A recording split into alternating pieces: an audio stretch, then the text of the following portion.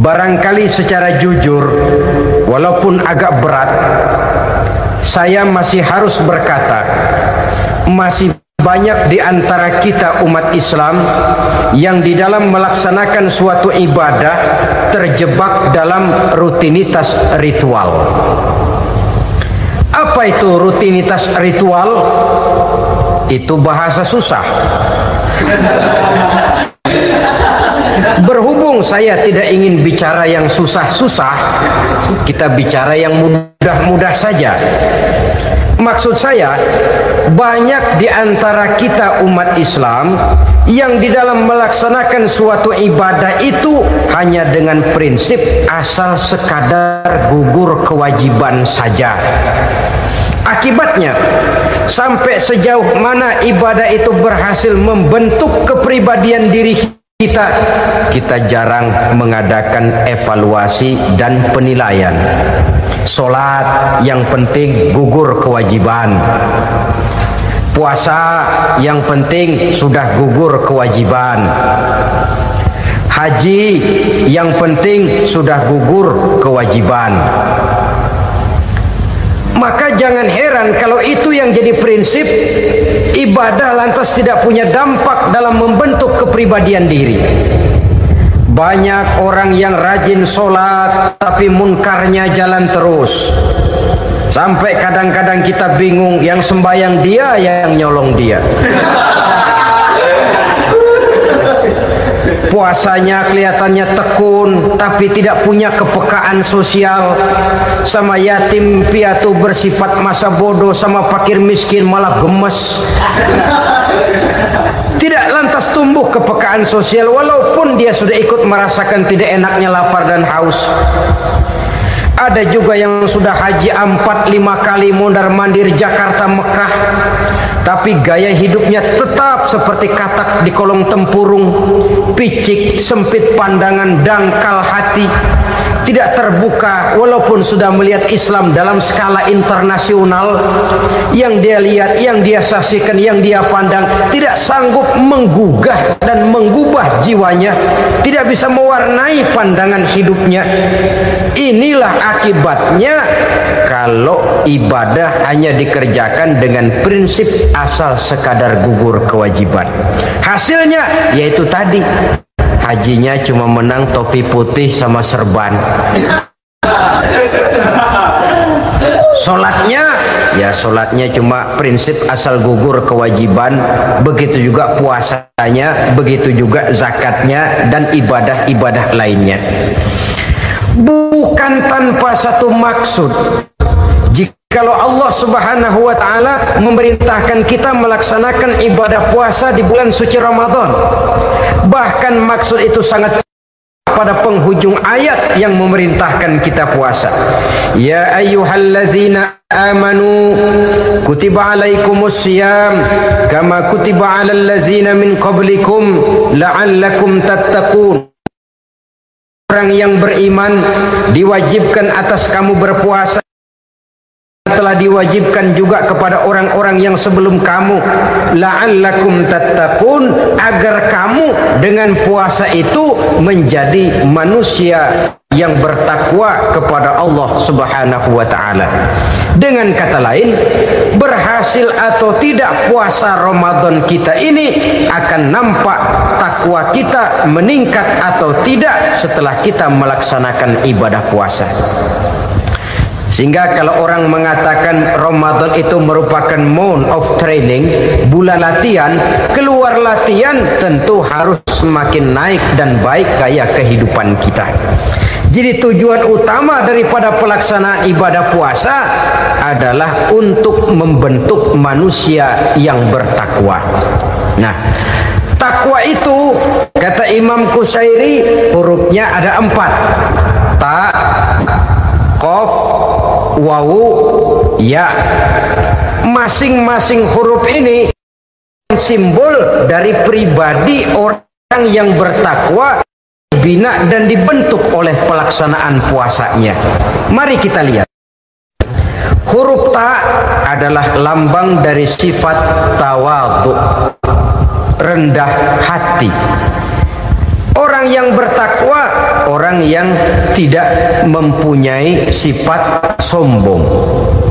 Puasa menanamkan kita kesadaran terhadap kelemahan, terhadap keterbatasan, terhadap segala ketidakmampuan yang kita miliki. Ya Allah, baru sehari nggak kena makan, nggak kena minum, sudah begini lemesnya. Puasa memang kalau pagi orang masih sehat, masih terdorong oleh sahur, siang masih lumayan, tapi zuhur ke atas biasanya mulai sikap lemah manusiawi, keterbatasan kekuatan biologis itu mulai nampak. Dari sini tanam satu kesadaran, kalau begitu apa yang mau disembuhkan di hadapan Allah? Kaya, siapa sih orang paling kaya? Ilmu, siapa sih orang paling pintar? Pangkat, siapa sih orang paling tinggi jabatannya? Dari sifat semacam ini lahir introspeksi, rasa mawas diri, timbul sifat tawaduknya, rendah hatinya, tidak melonjak menjadi angku dan sombong lantaran sedikit kemampuan dan kekuatan yang dimilikinya. Lalu untuk sikap yang lebih jauh, terwujudlah, terbentuklah apa yang dinamakan stabilitas temperatur batin. Orang tetap konstan menjaga nilai-nilai idealisme yang pernah dimilikinya. Dia mulai dengan adil, dia berjalan tetap dengan keadilan, dan dia berakhir juga tetap dalam keadilan. Jangan mulainya adil, tengahnya setengah adil, di akhirnya malah zolim sama sekali. Ini tidak punya stabilitas temperatur batin. Kan banyak orang begitu toh. Mulanya benar, belakangan mau benar sendiri. Mulanya sudah rela berkorban buat kepentingan orang banyak, belakangan malah selalu mengorbankan kepentingan orang banyak. Waktu di bawah rajin baca ayat kursi, dapat kursi lupa ayat. Stabilitas temperatur batin, tertipu oleh perasaan seolah-olah situasi dan kondisi sudah serba memungkinkan, sudah serba menguntungkan. Orang yang dibentuk pribadinya oleh pelaksanaan ibadah puasa, dia sadar apapun keberhasilannya, apapun kedudukannya, apapun nilai kekayaannya, itu cuma sebagian kecil sekali dari apa yang ada pada zat Allah Subhanahu wa ta'ala. Hati tidak takabur, sesuai dengan namanya takabur dari kalimat takabbaro ya takabbaru, membesar-besarkan diri.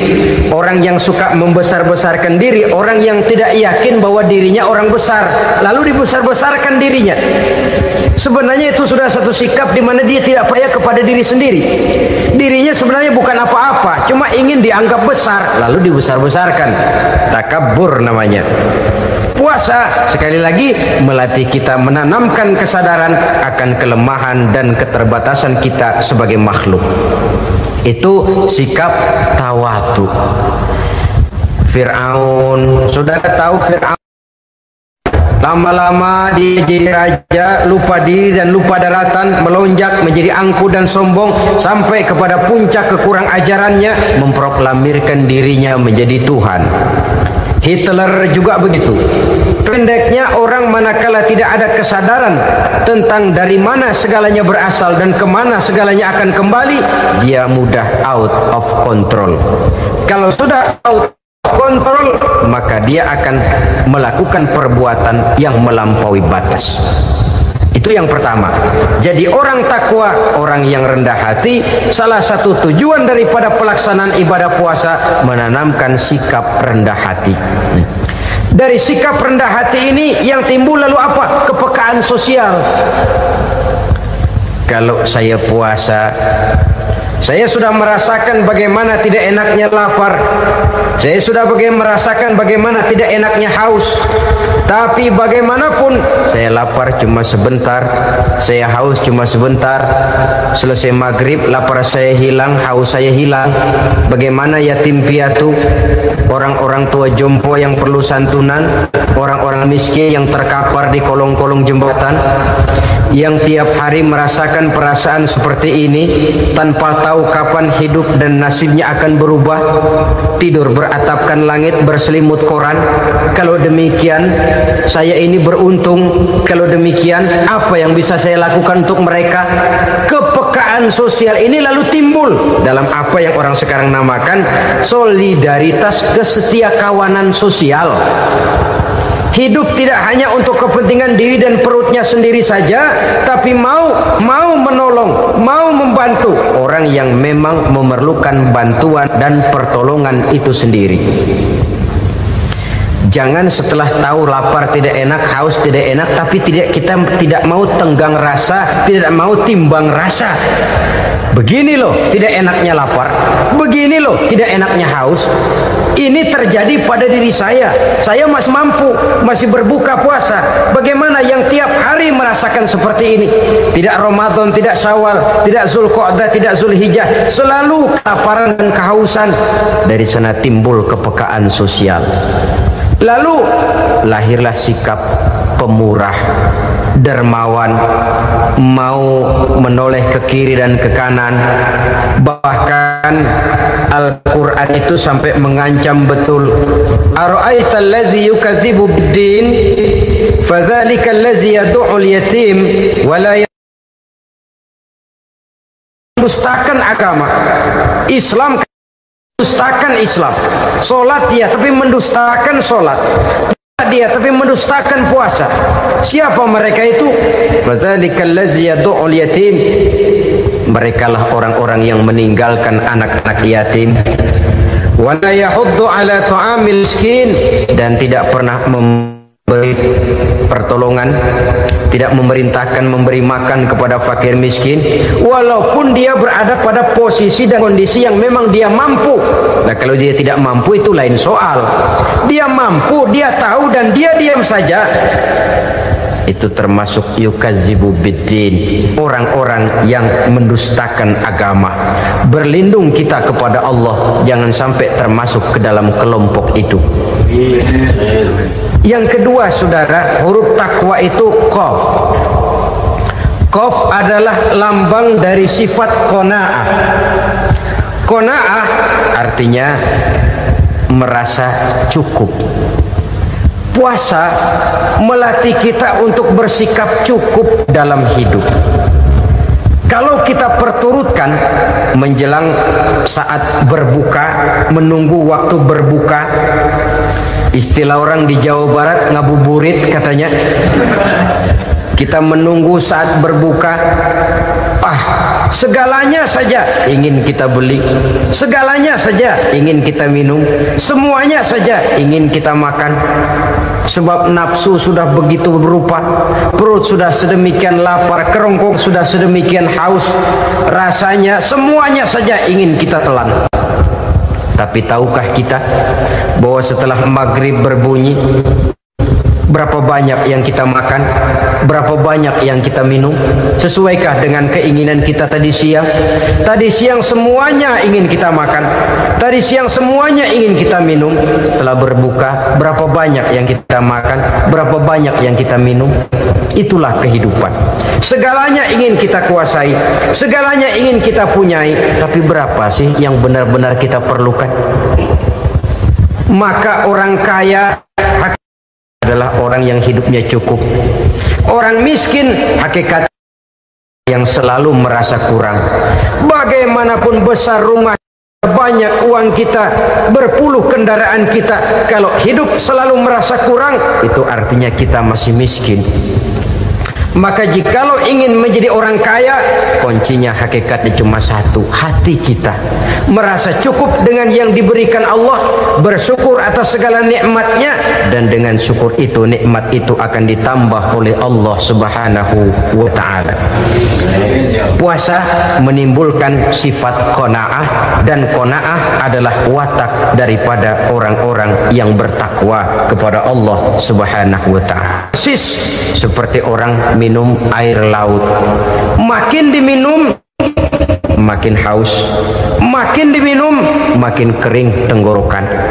Begitulah orang berhadapan dengan materi. tadinya dia akan senang kalau dia merasa punya tanah ratusan hektar. Sudah ratusan hektar tidak cukup, ngelamun lagi, alangkah nikmatnya kalau bisa beli gunung. Gunung dibeli. Sudah punya gunung, lihat laut. Aduh, kalau laut juga bisa dibeli, beli lagi laut.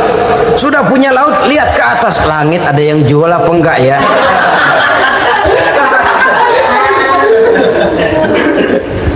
Seperti orang berhadapan dengan air laut yang makin diminum makin membuat kita haus dan makin kering tenggorokan ini. Maka itu harus dihentikan. Sikap untuk menghentikan itu tidak lain adalah dengan sifat qanaah itu tadi. Merasa cukup dengan apa yang diberikan Allah, mensyukuri nikmatnya. Itu yang kedua. Yang ketiga, pada kalimat takwa ada huruf wawu. Wawu adalah simbol dari sifat wara dengan ain. Wara, orang yang terpelihara dirinya baik dari yang syubhat, lebih-lebih dari yang haram. Syubhat, saudara tahu, barang yang remeng-remeng.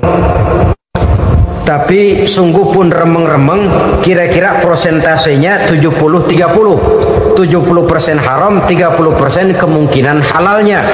Maka yang syubhat lebih baik dijauhi daripada diambil. Orang yang punya kepribadian wara, dirinya terpelihara, jangankan dari yang haram, dari yang syubhat saja dia sanggup menjaga dan memelihara dirinya. Oleh karena itu saya heran kalau orang di bulan Ramadan dia sanggup menjaga diri di waktu siang dari jenis makanan yang halal, dari jenis minuman yang haram. Ada tahu nganggur di meja siang, enggak dia makan. Ada air teh nganggur di meja siang, enggak dia makan. Padahal itu jenis makanan dan minuman yang halal. Tapi ketika datang maghrib, dia berbuka dengan makanan yang dibeli dari uang yang dihasilkan dengan cara yang haram. Bukankah itu sesuatu yang terbalik? Bukankah dengan demikian sudah tidak lagi menimbulkan sikap yang bisa memelihara dan menjaga kepribadian diri? Orang yang membiasakan diri terpelihara dari yang syubhat apalagi yang haram, maka baik yang dipakainya, yang diminumnya, yang dimakannya terdirilah dari barang-barang yang baik yang dihalalkan oleh agama. Wara. Kemudian yang keempat, pada huruf kalimat takwa ada huruf yakin. Huruf ya simbol dari sifat yakin. Orang yang puasa dibentuk kepribadiannya mempunyai satu keyakinan yang tangguh, dan keyakinan adalah ciri daripada orang yang takwa. Kita lihat yang dipanggil melaksanakan ibadah puasa ini kan iman. Karena memang sulit untuk melaksanakan puasa kalau tidak iman yang jadi dasar. Setidaknya seperti sudah pernah saya sampaikan, ibadah puasa ini memang sulit terkena penyakit show. Kalau kita sholat barangkali terangsang karena kelihatan orang lain. Kalau kita pergi haji mungkin jadi sugesti karena orang banyak tahu. Kalau kita bayar kita jadi terangsang karena banyak orang lihat. Tapi kalau sudah puasa, puasa itu kan yang tahu cuma kita dan Allah saja. Ya, kita sholat, orang lain lihat, kita jadi rada semangat. Kita pergi haji, orang lain banyak ngantar, kita semangat. Kita bayar zakat, orang lain banyak saksikan, kita bersemangat. Tapi kita puasa, siapa yang mau nyaksiin kita puasa? Siapa yang mau memuji kita puasa? Siapa yang mau menyanjung kita puasa? Itu cuma urusan kita dan Allah. Oleh karenanya, dasar daripada pelaksanaan ibadah yang harus mencedik tenggorokan segalanya jadi nikmatan. Tidak ada kerja yang lebih indah selain kerja yang didasarkan kepada satu keyakinan bahwa yang kita kerjakan itu adalah sesuatu yang benar. Dalam hal ini sesuatu yang diperintahkan oleh Allah Subhanahu wa taala kepada kita. Saudara-saudara kaum muslimin rahimakumullah. Demikianlah titik evaluasi kita. Jangan berpuasa hanya dengan prinsip asal sekadar menggugurkan kewajiban saja, yang akan berakibat Ramadan tahun ini berakhir begitu, Ramadan terjebak menjalani rutinitas ritualnya saja.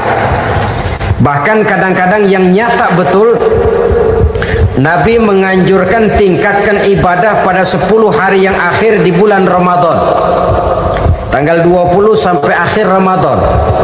Yang kita praktekkan malah kegiatan ibadah kita justru menurun pada 20 Ramadan yang akhir. Coba lihat 20 Ramadan ke atas, itu pasukan tarawih paling kelas 60-70 tahun ke atas. Kemana yang lain? Sudah berpikir menghadapi lebaran, berpikir pulang mudik, berpikir macam-macam. Akibatnya konsentrasi ibadah lalu buyar. Dianjurkan Rasul, tingkatkan ibadah pada 10 hari yang terakhir. Kita malah makin ke akhir makin lancip.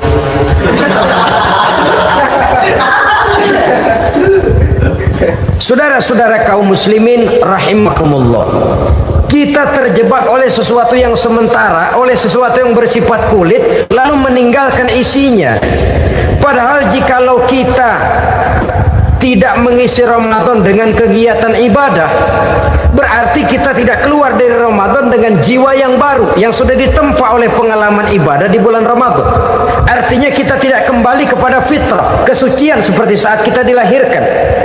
Lalu kalau kita tidak kembali kepada fitrah, apa yang mau kita rayakan pada Idul Fitri itu?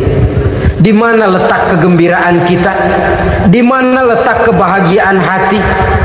Kembalikah kita kepada fitrah? Tidak. Benarkah puasa yang kita kerjakan? Kelihatannya juga tidak.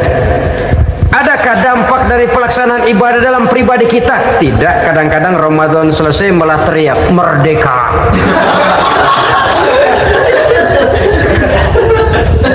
Kalau tadinya Ramadan dia merasa terhalang, mau keluar siang, mau makan siang, bulan puasa, mau minum siang, bulan puasa, mau gandengan, bulan puasa.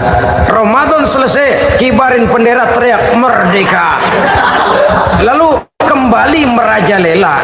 Saudara-saudara, dampaknya tidak akan kelihatan. Padahal puasa yang baik, la'allakum tattaqun, membentuk manusia yang bertakwa kepada Allah Azza wa Jalla. Nah, sekarang apa kemudahan dan keistimewaan yang akan diberikan Allah kepada mereka yang sampai kepada tingkat takwa ini? Al-Quran menjelaskan, pertama, may yattaqillaha yaj'al lahu makhraja. Barang siapa yang bertakwa kepada Allah Subhanahu wa taala, maka dia akan diberikan makhraja. Makhraja itu jalan keluar dari segala macam kesulitan. Jalan keluarnya ada saja. Menurut ukuran kemampuan dia tidak mungkin, mustahil, tidak bisa, mana mungkin. Tapi pada waktunya ada saja jalan keluarnya. Termasuk jenis yang yaj'al lahu makhraja. Orang yang bertakwa kepada Allah selalu diberikan jalan keluar dari segala kesulitan yang dihadapinya. Siapa sih orangnya yang tidak pernah sulit dalam hidup ini? Siapa orang yang tidak pernah mengalami kesulitan?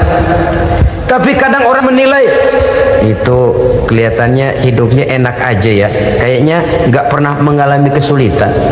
Sebenarnya bukan tidak pernah mengalami kesulitan, Allah selalu memberikan jalan keluar dari segala kesulitan yang dihadapinya. Lah kalau Allah yang memberikan jalan keluar, tentu sangat mudah sekali. Orang yang bertakwa diberikan jalan keluar dari segala macam kesulitan. Satu.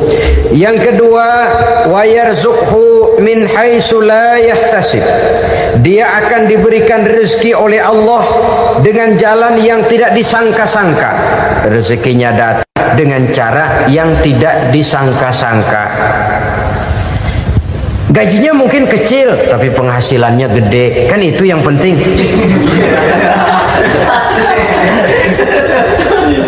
Gaji dan penghasilan kan lain tuh. Boleh jadi gaji kecil, asal penghasilan gede, kan nikmat hidup itu. Nah, penghasilan ini ada yang bisa kita perkirakan. Bisa kita perkirakan. Misalnya gaji itu tadi. Kalau saya kerja, gaji saya begini. Ada rezeki yang masuk min hayy tidak kita sangka-sangka, tidak kita duga-duga, tahu-tahu ada saja saja rezeki. Datang orang bawa persoalan yang mendatangkan hasil. Sebab rezeki, jodoh, maut memang seperti bayangan. Kita uber-uber dia lari, kita diem dia diem. Kan gemesin itu. Bayang-bayang itu begitu, kita kejar dia lari. Rezeki juga begitu. Kita diem, dia diem. Setengah mati yang namanya rezeki kita cari, kita uber, ngobek sampai ratusan bohong kita kerjain. Tapi memang belum waktunya, ya sulit untuk tembus. Tapi kadang-kadang giliran kita nongkrong di rumah, datang orang bawain rezeki. Itulah yang namanya rezeki. Tapi ini untuk orang yang bertakwa. Kalau tidak punya kredibilitas takwa, jangan lalu pakai ayat ini. Diberikan Allah dengan rezeki dengan jalan yang tidak disangka. Kan ada ayatnya dah. Kita mah mantang aja di rumah dah. Ntar juga tuh rezeki datang. Ini fasilitas yang diberikan kepada orang yang wa may yattaqillah, bertakwa kepada Allah, yarzuqhu min haitsu la yahtasib, diberikan rezeki dengan cara yang tidak disangka-sangkanya. Maka kadar ketakwaan jangan membuat kita buruk sangka. Tuh orang ya nggak kemana-mana, duitnya ada aja. Kalau dia takwa, Allah berikan jalan keluar.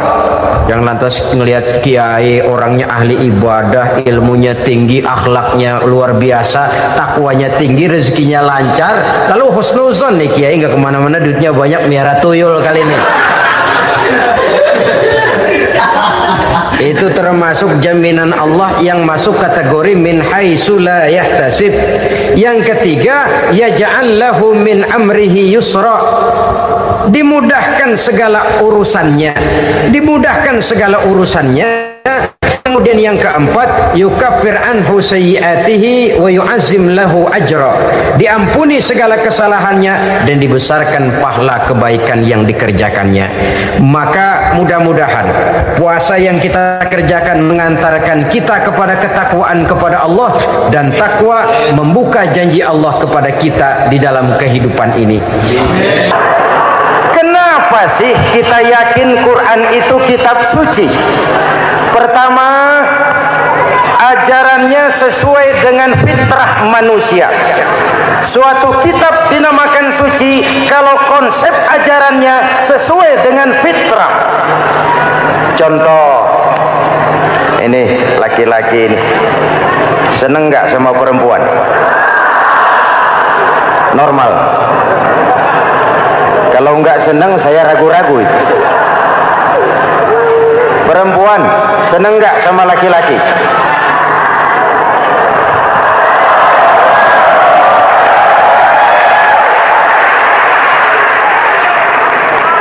Ini fitrah.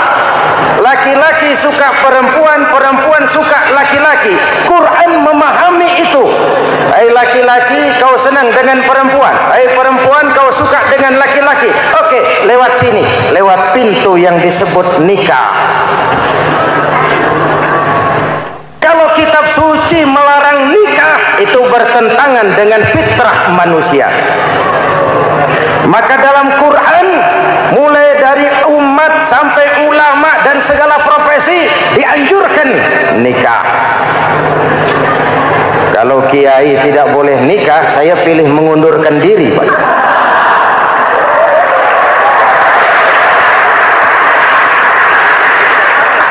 Itu bertentangan dengan fitrah. Lagian mubazir dikasih perabotan nggak dipakai.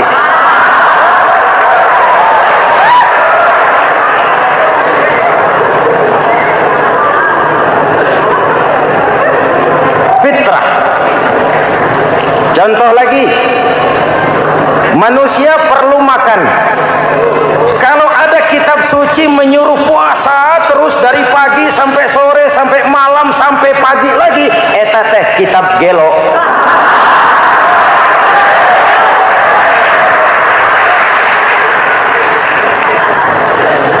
Quran sesuai dengan fitrah. Puasa mulai dari imsak sampai datang waktu maghrib. Puasa ngebleng dari pagi sampai sore sampai malam merusak kesehatan. Malam berpuasa puasa boleh bergaul dengan istri. Kenapa? Fitrah.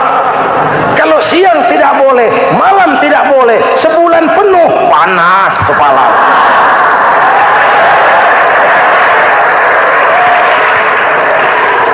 Rontok rambut. Hadirin yang saya hormati, itu yang pertama. Yang kedua, kita yakini Quran sebagai kitab suci karena isinya tidak saling bertentangan, konsekuen, konsisten. Kalau ada satu kitab, di satu ayat mengajarkan Tuhan Esa, di lain ayat mengajarkan tiga, liar itu maksudnya. Bagaimana kitab suci isinya paradoks? Bagaimana kitab suci isinya saling bertentangan? Di ayat manapun sekali Quran berkata Allah itu Esa, selamanya Esa. Isinya tidak saling bertentangan. Lalu yang ketiga, kita yakini Quran kitab suci karena dia bersih dari intervensi manusiawi. Sejak turunnya Al-Quran menantang, jikalau kamu ragu terhadap Quran yang kami turunkan kepada hamba kami Muhammad, kamu anggap itu cuma bikinan Muhammad. Kalau Muhammad bisa, kamu tentu bisa. Baik, bikin satu surah semacam Al-Quran. 14 abad yang lalu tantangan ini turun dan sampai malam ini belum terjawabkan. Pak, barangkali tidak ada yang mau coba. Banyak. Antara lain Musailamah Al-Kazzab. Dia mencoba membuat menandingi Al-Quran. Dia buat satu surah namanya surah Al-Fil. Bunyinya begini, bikinan Musailamah. Al-Fil, wa mal-fil, wa ma adraka mal-fil, lahu khurtumun tawil, wa lahu zail. Sudah berbentuk syair. Isinya apa? Al-fil, gajah. Wa mal-fil, apakah gajah itu? Wa ma adraka mal-fil, tahukah kamu apa itu gajah? Lahu khurtumun tawil, dia punya belalai panjang. Walahu zail, dan dia punya ekor. Gak usah turun ayat begituan, orang tahu.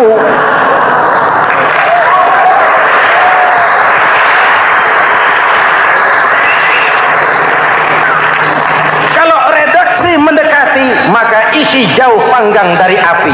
Kitab suci bersih dari campur tangan manusiawi. Maka Al-Quran, ke bahasa apapun dia diterjemahkan, naskah aslinya tetap ikut. Dia boleh diterjemahkan ke bahasa Sunda, bahasa Jawa, bahasa Padang, bahasa Inggris, bahasa Jerman, bahasa Belanda, naskah aslinya tetap ada. Kenapa? Bahasa ke bahasa perbedaannya sering frontal. Kalau dari gelas menjadi gelas, eta mah caket. Dari lamp menjadi lampu, itu masih serumpun.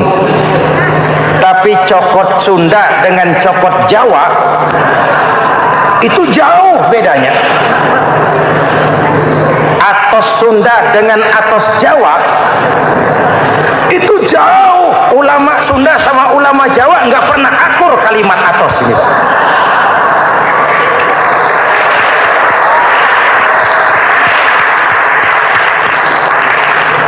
Inilah kebenaran janji Allah.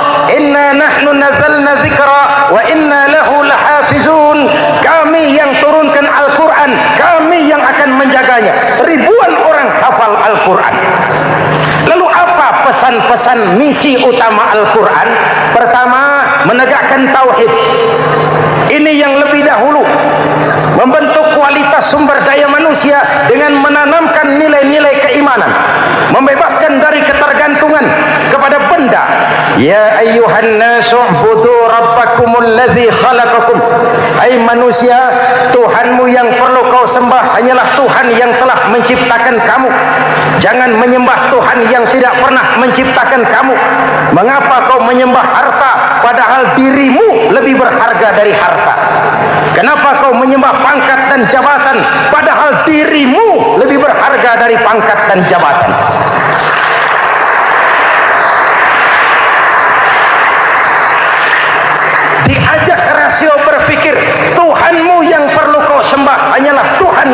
menciptakan kamu. Dan Tuhan yang menciptakan kamu itu Tuhan yang lam yalid wa lam yulad, yang laisa kamislihi syai'un, dan itulah Allah Subhanahu wa taala. Ayo orang teh, ayeuna teh. Boleh pakai teh. Ayeuna teh, kita teh. Kalau kepada syirik jali, syirik yang terang-terangan, insya Allah tidak. Nyata-nyata menyembah berhala, tidak. Nyata-nyata menyembah pohon, tidak. Nyata-nyata berkeyakinan Tuhan lebih dari satu, tidak. Tapi kita sering terjebak pada syirik kecil, syirik khafi, syirik yang tersamar. Saya sejak pakai cincin ini, jangankan anak gadis, nenek-nenek ngelihat saya cincin. Jangankan anak gadis, nenek-nenek lihat saya lemes cincin. Ini saya sejak ada perkutut di rumah ini dagang lancar perkutut. Ini Ramadan, bulan penempaan nilai-nilai keimanan. Misi utama Quran menegakkan tauhid, memerangi kemusyrikan, membebaskan manusia dari ketergantungan kepada benda. Dari situ kualitas sumber daya manusia dimulai. Saya sering mengungkapkan selama ini sistem pendidikan kita cuma mengisi otak, bukan membentuk watak. Otak diisi segala macam ilmu, tapi hati kosong, agama rapuh, akhirnya moral rendah. Muncul manusia-manusia yang pintar, cuma sayang tidak benar. Indonesia kita bangkrut, Indonesia kita terpuruk, Indonesia kita sakit sekarang ini kan ulahnya orang-orang yang pintar tapi tidak benar.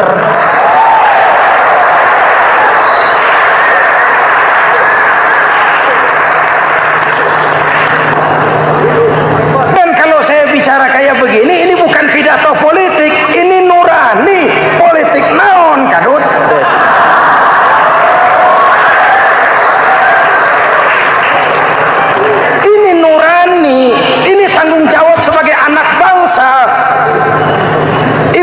Saudara-saudara hadirin yang saya hormati, Rasul kalau masuk sepertiga yang akhir, sing-singkan lengan baju, hamparkan sajadah, lebih banyak di masjid daripada di rumah.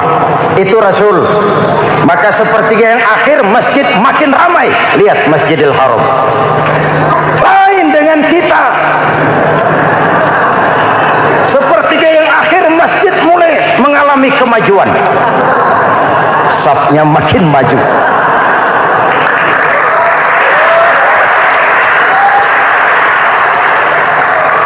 Pasar ramai, terminal beludak. Padahal sepertiga yang akhir itu puncak. Padahal di situ nilai tambah. Dan anggap ini Ramadan terakhir yang diberikan Allah kepada kita. Kenapa? Memang tidak ada jaminan tahun depan ketemu Ramadan lagi.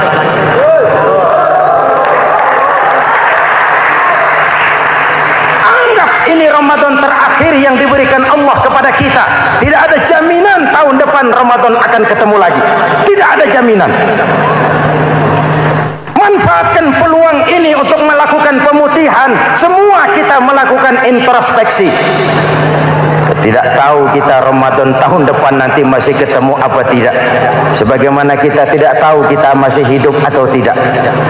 Hadirin yang saya hormati, misi kedua Al-Quran, persaudaraan, kebersamaan atas dasar keadilan dan kebenaran. Manusia bersuku-suku, ya. Manusia berbangsa-bangsa, memang itu diakui oleh Al-Quran. Inna khalaqnakum min dzakari wa untha wa ja'alnakum syu'uban wa qabaila. Kami ciptakan kamu dari laki-laki dan perempuan. Kami jadikan kamu bersuku-suku dan berbangsa-bangsa. Apa tujuannya? Agar kamu saling mengenal satu dengan yang lain. Persaudaraan, kebersamaan atas dasar keadilan dan kebenaran. Yang terlepas dari ras. Dari manapun orang datang,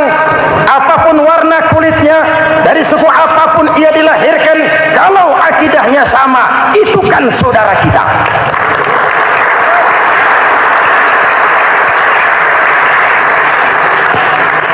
Seperti di masjid, kita tidak peduli dari mana kita datang. Yang datang dari kidul, madep ngulon mang. Yang datang dari sebelah lor, madep ngulon mang. Yang datang dari sebelah wetan, madep kulon mang. Yang datang dari kulon, madep ngulon. Bukan soal dari mana kau datang, tapi satu arah menghadapmu. Kau mau Betawi, mau Sunda, mau Jawa, mau Padang, mau Aceh, mau Batak, mau Ambon, kita satu nusa, satu bangsa, satu bahasa. Marilah kita jadi lem perekat buat lingkungan kita di saat keutuhan kita sebagai bangsa sedang dalam ujian berat. Semangat kebersamaan atas dasar keadilan. Tidak ada mayoritas menekan minoritas. Umat Islam itu kalau besar, dia mampu melindungi yang kecil. Kalau kecil, dia bisa menjaga diri.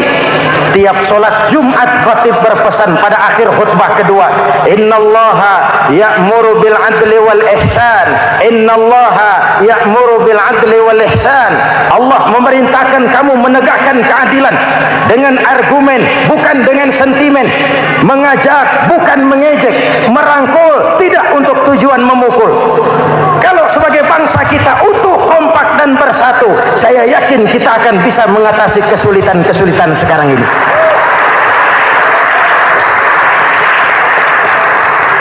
Kan kita prihatin kadang-kadang tawuran antar desa, antar RT, antar RW, antar kecamatan, sampai antar elit di atas.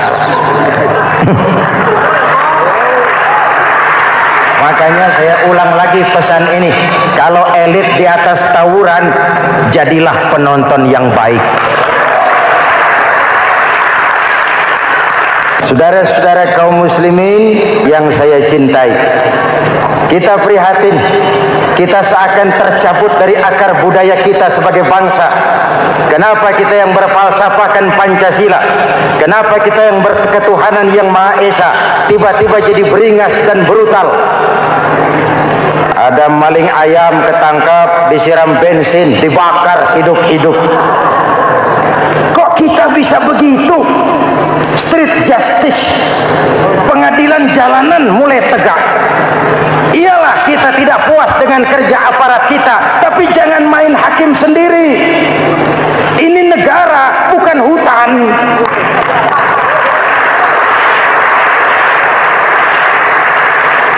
Jangan mencegah kemunkaran dengan menegakkan kemunkaran baru. Oleh hal-hal yang sepele, yang mestinya kita bisa mencari jalan keluar dengan baik. Ayo luruskan saf, rapatkan barisan, satukan langkah, tautkan hati. Kita satu umat yang satu, diikat oleh Al-Quran. Hanya dengan kebersamaan kita akan mampu menata hari esok yang lebih baik atas dasar keadilan dan kebenaran. Dulu teh Muhammad Toha teriak takbir ngadepi Belanda. Bung Tomo teriak takbir ngadepi Belanda. Ayeuna takbir ngadepi batur sadulur salembur. Nanaunan.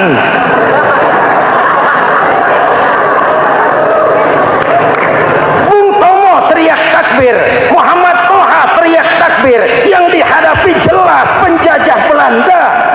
Kita ngadepi saudara sendiri, Allahu Akbar. Yang sana teriak Allahu Akbar, setan tepuk tangan di tengah. Yuk kita rukun yuk, kita kompak yuk, kita bersatu yuk, kita pulang yuk.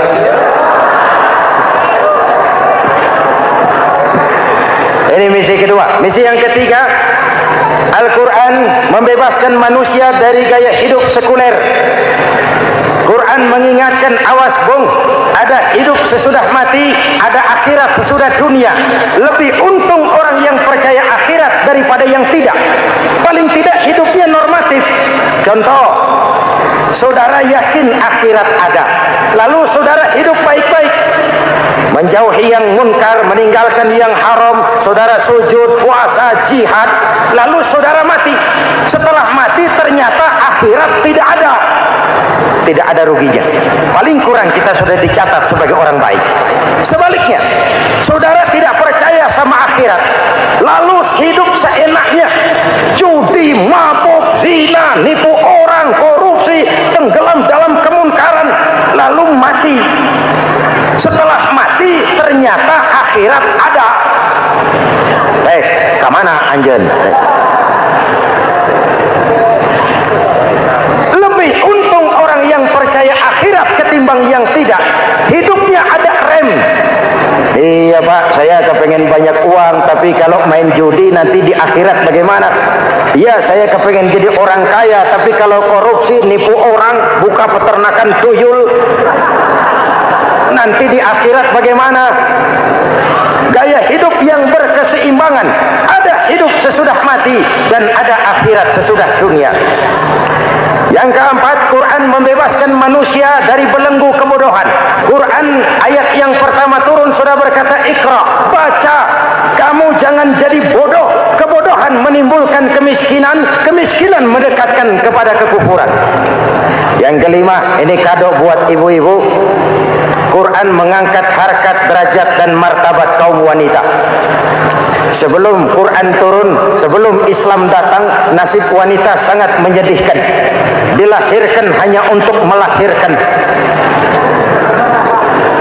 Kalaupun berperan, peranannya tidak lebih segitiga. Dapur, sumur, kasur. Kasur, sumur, dapur. Dapur, sumur, kasur. Wanita dilecehkan, sekadar alat pemuas nafsu. Datang Islam, Rasul terenyuh, An-nisa imadul bilad. Wanita adalah tiangnya negara. Jikalau baik wanita, baik negara. Jikalau rusak wanita, hancur negara. Karena wanita, negara jaya. Betul? Karena wanita, negara hancur. Betul? Maka wanita adalah bidadari yang kadang-kadang setan. Kadang-kadang.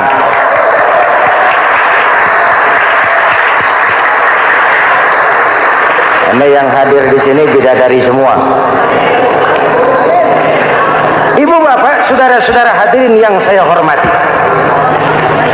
Lalu bagaimana sikap kita terhadap Al-Quran? Quran sendiri menjelaskan, "Tsumma awrasnal kitaba allazina istafaina min ibadina." Kemudian kami wariskan kitab Al-Quran yang kami pilih buat hamba-hamba kami yang terpilih. Luar biasa. Umatnya umat pilihan, Rasulnya Rasul pilihan, kitabnya pun kitab pilihan. Kami wariskan Al-Quran kepada hamba-hamba kami yang kami pilih. Bagaimana sikap mereka setelah menerima Al-Quran? Terbagi tiga. Pertama, faminhum zalimun linafsihi. Di antara mereka ada yang setelah menerima Al-Quran lalu zalim kepada dirinya sendiri. Diterimanya Al-Quran dengan lidahnya, tapi ditolak dengan perbuatannya.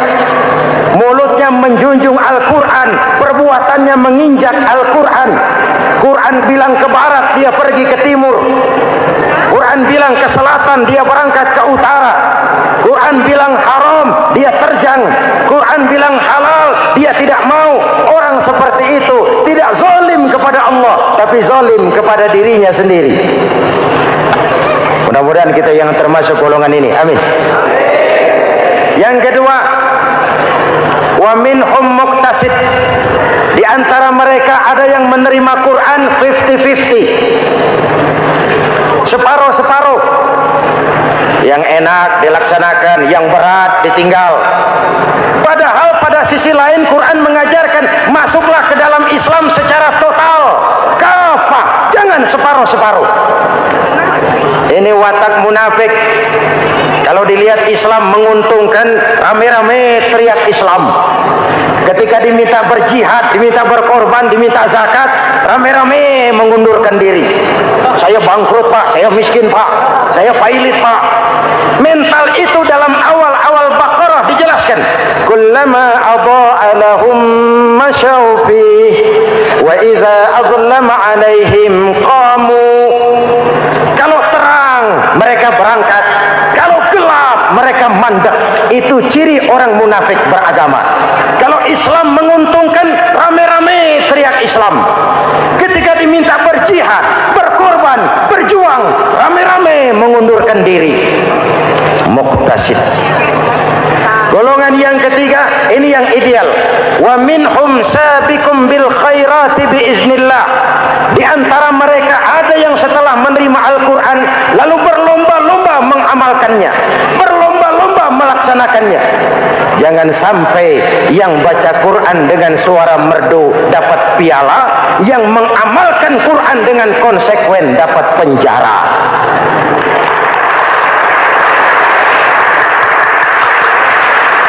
Itu ironi, itu menyedihkan, itu memilukan, dan itu memalukan.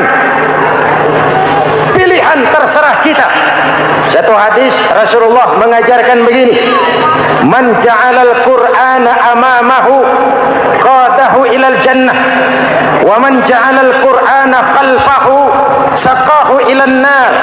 Siapa yang meletakkan Quran di depannya, dijadikannya Quran sebagai imam, Quran akan membimbing dia ke surga, surga dunia, lebih-lebih surga akhirat. Sebaliknya, siapa yang meletakkan Quran di belakang, dibelakanginya ajaran Quran, Quran akan mendorong dia ke neraka, neraka dunia, lebih-lebih neraka akhirat. Quran imam apa makmum? Kita makmum apa imam? Makmum ikut imam apa imam ikut makmum? Makmum ikut imam. Jikalau Quran adalah imam, jikalau kita adalah makmum. Ke barat kata Quran, ke barat kita berangkat. Ke timur kata Quran, ke timur kita menuju. Halal kata Quran, itu yang kita ambil.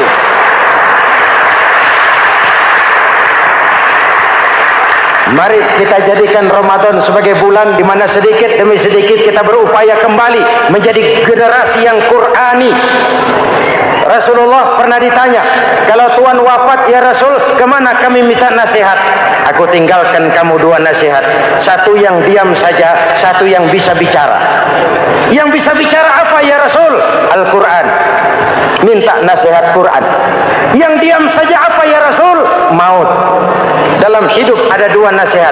Nasihat yang bisa bicara, Al-Quran. Nasihat yang diam saja, maut. Mau dagang, minta nasihat Quran. Mau bertetangga, minta nasihat Quran. Itu nasihat. Nasihat yang kedua, diam saja, tahu-tahu datang maut.